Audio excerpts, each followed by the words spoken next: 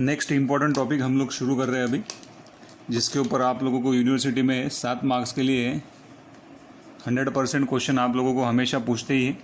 Block diagram reduction technique, और जिसका आप लोगों को यही चाहिए था जिन लोग यूनिवर्सिटी के बारे में बात कर रहे हैं या यूनिवर्सिटी का प्रिपरेशन कर रहा था। तो सबसे पहला कंसेप्ट ये आएगा कि why we are using block diagram reduction technique. अब तक हम लोग जो भी देखे उसमें हम लोगों ने यही पढ़ा है फर्स्ट चैप्टर में कि कोई भी सिस्टम का ट्रांसफ़र फंक्शन किस तरह से निकालते हैं। तो ब्लॉक डायग्राम रिडक्शन टेक्निक भी ये वो टेक्निक है जिससे आप लोग कॉम्प्लिकेटेड जो सिस्टम रहेगा उसका ट्रांसफ़र फंक्शन निकालोगे।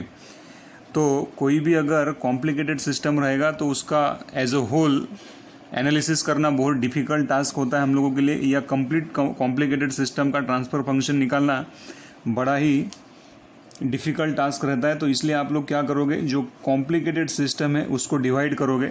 डिवाइड करने के बाद में इंडिविजुअल ब्लॉक से उसको रिप्रेजेंट करोगे और उसका ट्रांसफ़र फंक्शन आप लोग क्या करोगे, खींचने की कोशिश करोगे।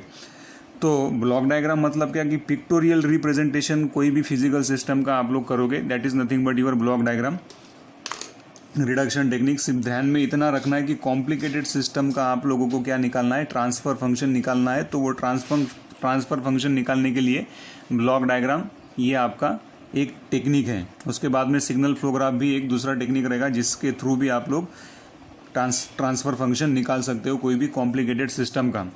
तो ब्लॉक डायग्राम रिडक्शन टेक्निक से अगर आप लोगों को ट्रांसफ़र फंक्शन निकालना है तो आप लोगों को कुछ रूल्स के बारे में पता होना चाहिए। तो अभी हम लोग ये वाले वीडियो में रूल्स के बारे में बात करेंगे। कभी कभी आपको सीधा क्वेश्चन पूछ लेते हैं कि explain any 4 rules of block diagram reduction technique. तो ये रूल्स आप लोग अच्छे से समझो, क्योंकि रूल्स अगर आप लोगों को समझ में आए तभी जाके आप लोगों को ब्लॉक डायग्राम रिडक्शन टेक्निक का कंसेप्ट अच्छे से समझ में आएगा। तो पहला रूल मैं लिख रहा हूँ यहाँ पे, if blocks are connected in series. So rule number 1 कि if blocks are connected in series. अगर आप लोगों के ब्लॉक सीरीज़ में कनेक्टेड है तो उसका किस तरह से आप लोग रिडक्शन रूल लगाओगे। Let us assume we are having 3 blocks G1,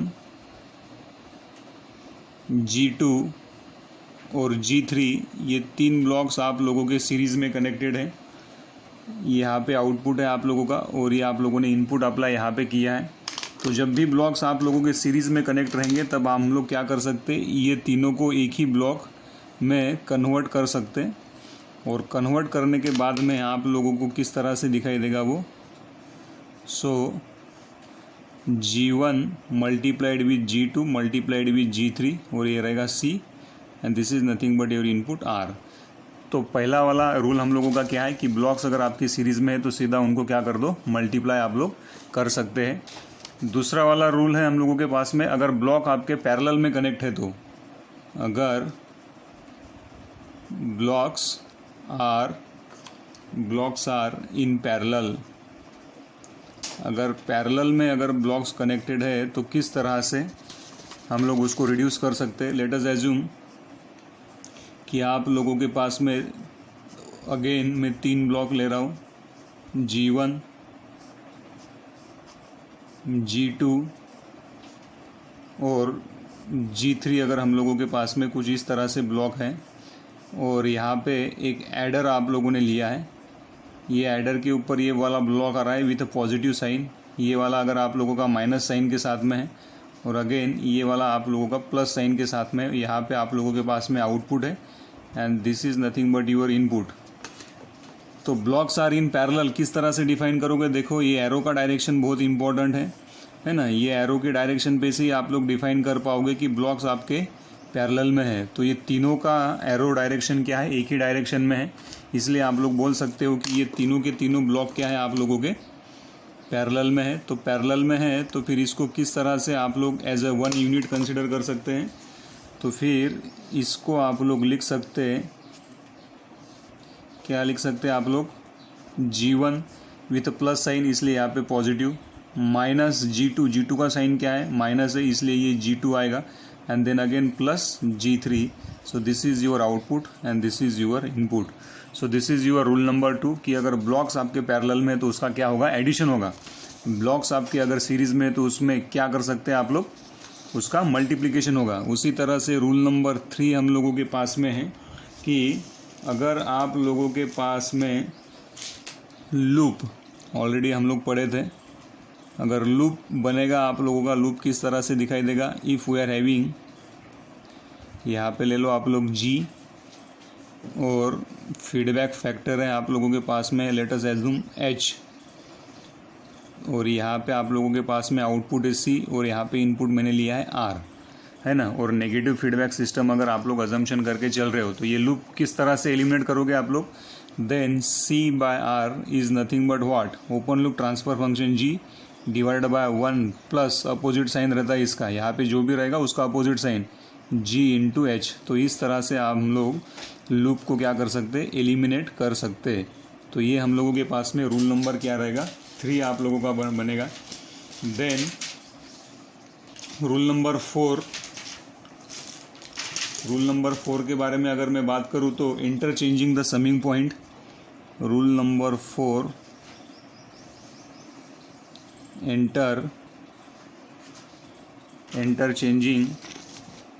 interchanging the summing point. अगर मैंने लिखा यहाँ पे इंटरचेंजिंग द समिंग पॉइंट,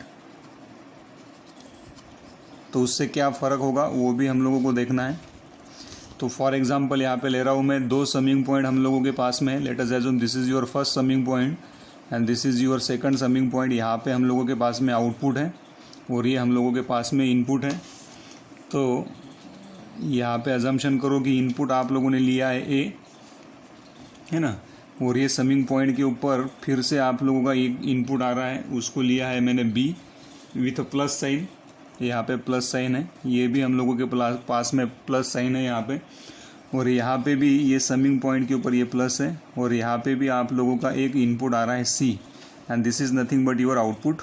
इसको अजम्पशन कर लो Y.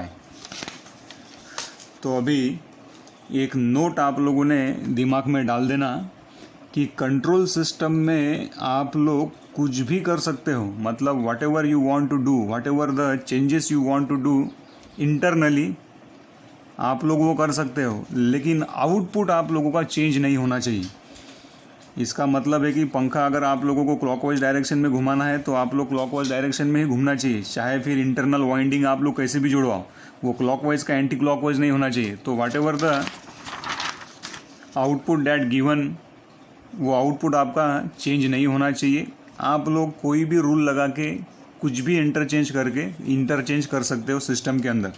तो यहाँ पे देखो अभी हम लोगों को क्या परफॉर्म करना है. यहाँ पे ये वाला समिंग पॉइंट मुझे यहाँ पे आया तो क्या होगा देखना है, और ये वाला समिंग पॉइंट अगर मैं यहाँ पे इंटरचेंज करूँ तो मुझे क्या आता है वो देखना है. उससे पहले मैं क्या करूँगा कि ये वाला गिवन ब्लॉक था मेरे पास में, तो मुझे ये सिस्टम का आउटपुट क्या मिल रहा है वो सबसे पहले निकालना पड़ेगा. तो ये समिंग पॉइंट है, मतलब यहाँ पे एडिशन होने वाला है. तो ये वाला जो पॉइंट रहेगा यहाँ पे मुझे क्या मिलेगा, यहाँ पे A आने वाला है. So this is nothing but input A, और यहाँ पे B है तो यहाँ पे A प्लस B मिलेगा आप लोगों को, है ना. इंटरचेंज करने के पहले की बात कर रहा हूँ मैं. तो यहाँ पे A प्लस B मिलेगा. देन ये वाला जो पॉइंट रहेगा यहाँ पे A प्लस B है, तो ये वाला जो आउटपुट है या Y, ये वाले पॉइंट के ऊपर मुझे Y मिला है आउटपुट. तो Y किस तरह से मिलेगा फिर, ये भी प्लस साइन के साथ ले लो यहाँ पे, this is your plus sign. तो यहाँ पे Y का वैल्यू क्या मिलना चाहिए, A प्लस B प्लस C. So this is the required output. ये आउटपुट अभी आप लोगों का चेंज नहीं होना चाहिए, चाहे फिर समिंग पॉइंट इधर से इधर लेके जाओ या कोई भी चीज़ आप लोग इंटरचेंज करो. तो अभी देखो यहाँ पे, तो अब मैं क्या कर रहा हूँ, इंटरचेंज कर रहा हूँ समिंग पॉइंट को. इंटरचेंज करने के बाद में किस तरह से दिखेगा ये, मतलब ये वाला समिंग पॉइंट इधर चलेगा, ये वाला समिंग पॉइंट इधर चलेगा. यहाँ पे इनपुट आप लोगों का A एज इट इज़ था, समिंग पॉइंट आप लोगों ने यहाँ पे चेंज कर दिया तो यहाँ पे प्लस C आ गया अभी, और ये वाला समिंग पॉइंट आप लोग इधर लेके आए तो यहाँ पे क्या आ गया, प्लस B आप लोगों को मिल गया. और यहाँ पे हम लोगों के पास में आउटपुट Y है. तो फिर से अभी हम लोग चेक करेंगे कि यहाँ पे क्या मिलेगा. अभी ये वाले पॉइंट के ऊपर ये तो ऐड है यहाँ पे, तो यहाँ पे एडिशन होके मिलेगा. किस चीज़ का एडिशन होके मिलेगा, A प्लस C होगा. देन ये वाला आउटपुट क्या मिलेगा अभी यहाँ पे, और एक समिंग पॉइंट है जिसको a प्लस सी एक इनपुट है और b एक इनपुट है, तो यहाँ पे a plus c plus b आप लोगों को मिलेगा, जिसको आप लोग a प्लस b प्लस c लिख सकते हैं।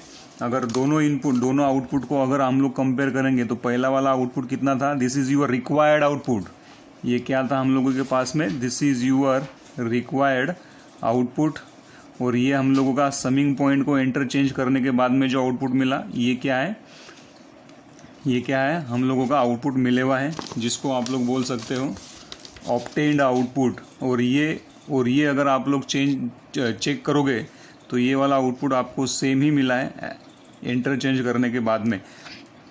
तो इसका मतलब ये हुआ कि इंटरचेंज अगर समिंग पॉइंट को करोगे तो उससे कोई फ़र्क सिस्टम में आप लोगों का नहीं पड़ने वाला है। तो हम लोग समिंग पॉइंट कभी भी इंटरचेंज करवा सकते हैं। तो ये है आप लोगों का rule number 4। Then rule number 5 के बारे में बात करेंगे हम लोग, shifting take off point before block. ये रूल नंबर 4 है हम लोगों का, शिफ्टिंग टेक ऑफ पॉइंट। इसको मैं अलग न्यू वीडियो में देखूंगा, शिफ्टिंग टेक ऑफ पॉइंट को।